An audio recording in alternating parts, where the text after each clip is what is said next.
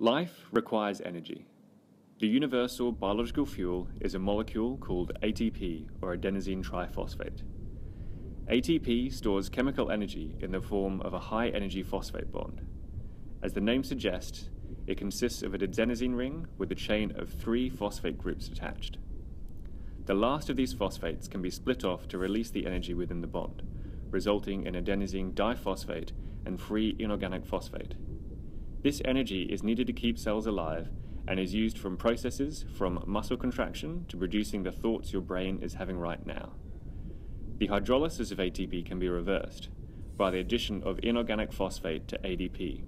However, this of course requires energy and is performed by a molecular power generator called ATP synthase.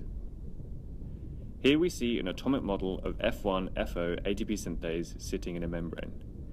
This molecular motor is found in the mitochondria of eukaryotic cells and is responsible for making most of the ATP. Mitochondria, the powerhouses of the cells, turn over around 60 kilograms of ATP every day in an adult person. A long chain of biochemical processes convert the energy stored in food into a proton gradient across the inner mitochondrial membrane. These protons drive a rotation of the turbine within ATP synthase, resulting in the synthesis of ATP. Like all generators, ATP synthase consists of 2 separate motors coupled together.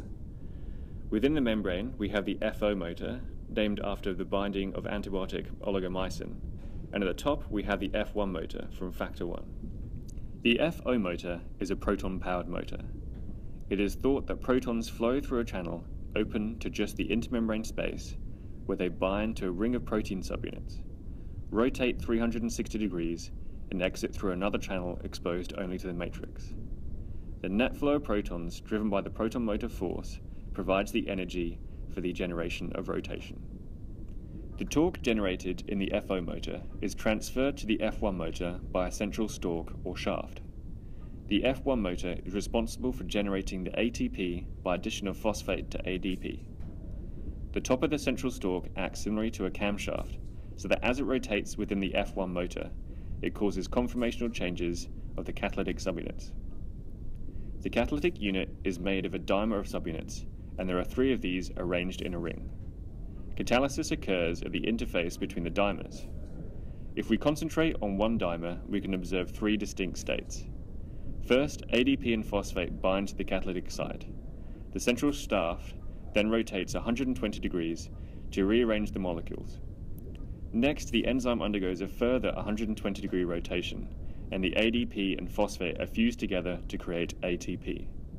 The enzyme then rotates again to return to the starting position, where ADP is released and ADP and phosphate can be bound for the next cycle of catalysis. One key aspect of this relationship is that catalytic subunits must remain stationary with respect to a rotating central shaft. This task is performed by a scaffold on the outside of the complex, referred to as the peripheral stalk. Recent work has shown that what was once thought of as a rigid scaffold is actually dynamic and is able to accommodate the changes necessary for most efficient function. Looking at this machine in its natural environment by electron chromatography of intact mitochondria has shown that ATP synthase dimerizes to shape the mitochondrial inner membrane into their signature cristae shape. This turbocharges ATP synthesis by focusing the proton gradient near ATP synthase.